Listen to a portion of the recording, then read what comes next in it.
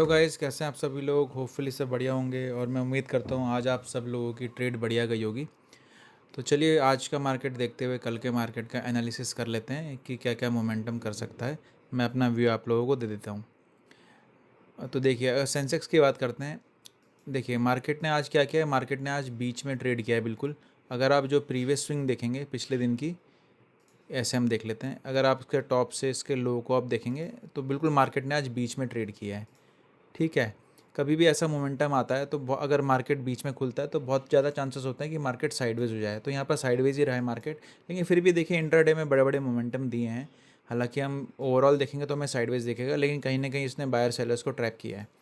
अब देखिए, कल इतने बड़े गैप कल इतना बड़ा मोमेंटम दिया मार्केट ने।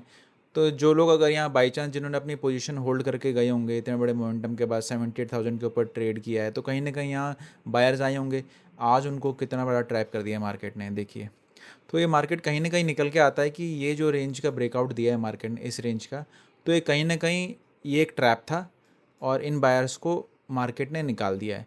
तो या तो अब इन बायर्स को निकालने के बाद मार्केट ऊपर जाएगा, या फिर अगर ये ट्रैप हुआ तो फिर मार्केट हो सकता है नीचे 77,000 का भी ब्रेकडाउन दे दे, क्योंकि मार्केट ने अभी तक यहाँ पर इस लेवल के बाद ये जो 4-5 दिन की ट्रेड हुई है अभी तक यहाँ का ब्रेकडाउन नहीं दिया। तो कहीं ना कहीं बड़े बड़े जो पोजीशंस लेके बैठे होते हैं उनके यहाँ एसेस आपको मिल सकते हैं।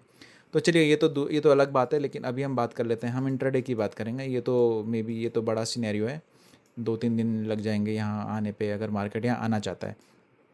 तो चलिए आज हम बात कर लेते हैं। देखिए पहले क्या हुआ, मार्केट ने इन सब को ट्रैप कर दिया और कहीं ना कहीं इनके एसेल्स खा लिए। अब यहाँ पर कोई अगर यहाँ पर कोई पोजीशन होल्ड करके गया हो तो उसकी मैक्सिमम देखिए, जैसे यहाँ पर किसी ने होल्ड करी तो वो तो सोचा होगा 70,000 का मेरा एसएल है। और कोई अगर बड़ा भी होगा, बड़ा एसएल बनाने वाला पोजिशनल बायर जो होते हैं, तो उनका 77,500 तो लास्ट ही होगा। इससे नीचे तो इतना बड़ा लॉस तो वो देख नहीं पाएगा, है ना। कहीं ना कहीं मार्केट ने उसको लॉस दिया है, यहाँ पर जाके उसने उसको लॉस ही दिखाया है और कहीं ना कहीं यहाँ इसको मार्केट से निकाल दिया है सबको। तो पहले तो मार्केट ने सेलिंग की, ठीक है, फिर उसके बाद 77,500 का ब्रेकडाउन दिया, तो यहाँ जितने भी बायर्स थे सबको निकाला। फिर मार्केट दोबारा से घूमा ऊपर की तरफ और यहाँ पर साइडवेज रहा काफ़ी देर, ठीक है। कम से कम ये आपका देखिए 10 बजे से लेकर 12 बजे तक 2 घंटे तक ये साइडवेज रहा। तो इसने यहाँ बायर्स को बिठाया, बायर्स भी बैठे और साथ में सेलर्स भी बैठे। सेलर्स कैसे बैठे आप देखिए, अगर आप अगर इस स्विंग को देखेंगे तो कहीं ना कहीं आप देखिए 0.6 0.5 का लेवल है। तो 0.6 0.5 का लेवल देख के बहुत लोग अपनी पोजीशन बनाते हैं, फिप को देख के आजकल बहुत लोग ट्रेड करते हैं। तो यहाँ पर ज़रूर वो लोग रिस्क लेते हैं।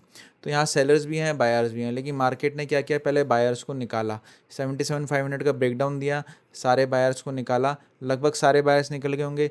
अगर कुछ बायर्स रह भी गए होंगे जिनके एसएल बड़े होते हैं, तो उनको इस मोमेंटम के बाद देखिए कहीं ना कहीं इतना बड़ा प्रॉफिट दिखा होगा। तो वो तो ये नीचे वाले बायर्स फिर अच्छे खासे प्रॉफिट में बैठ गए हैं, ठीक है।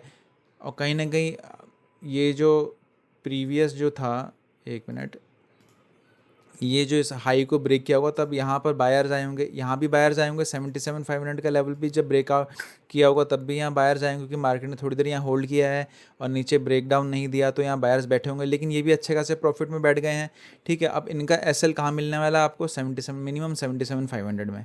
तो और फिर दूसरा आप देखिए, यहाँ भी बायर्स आए होंगे, इस लेवल का ब्रेकआउट हुआ होगा तो यहाँ भी बायर्स भी होंगे।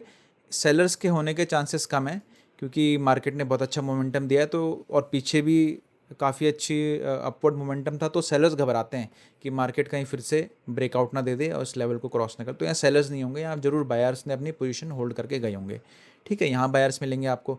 तो इस केस में हम लोग देख सकते हैं कि अगर गैप अप होता है और फ्लैट होता है तो इसमें तो हम इन बायर्स को टारगेट बना सकते हैं। अगर ये, क्योंकि इनको शुरू में ना इनको ज़्यादा प्रॉफिट हुआ नहीं है, थोड़ा बहुत प्रॉफिट दिखा के मार्केट नीचे आ सकता है।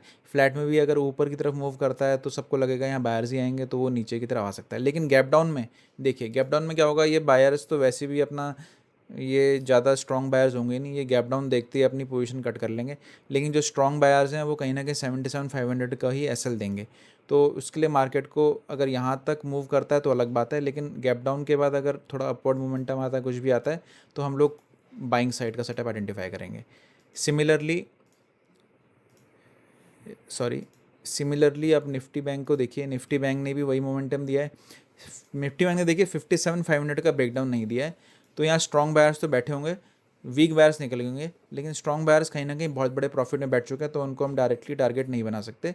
यहाँ पर कहीं ना कहीं इस लेवल का ब्रेकआउट करके यहाँ बायर्स आए होंगे, और ये इनको हम टारगेट बना सकते हैं, इन बायर्स को हम लोग टारगेट बना सकते हैं। उसके लिए हम गैप अप और फ्लैट खुलेगा तो हम इन बायर्स को टारगेट बनाएंगे और सेलिंग साइड का सेटअप आइडेंटिफाई करेंगे। कहीं ना कहीं गैप डाउन होगा तो फिर गैप डाउन में देखिए 57,500 का ऐसे लगा के ये स्ट्रॉन्ग बायर्स बैठे होंगे, इतना मोमेंटम देना मुश्किल है।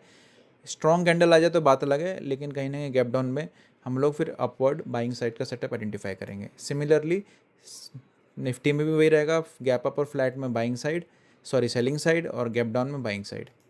तो ये था मेरा एनालिसिस। बाकी ट्रेड आप करंट बिहेवियर और लाइव चार्ट को देख के ही बनाइएगा। मिलते हैं किसी नेक्स्ट वीडियो में।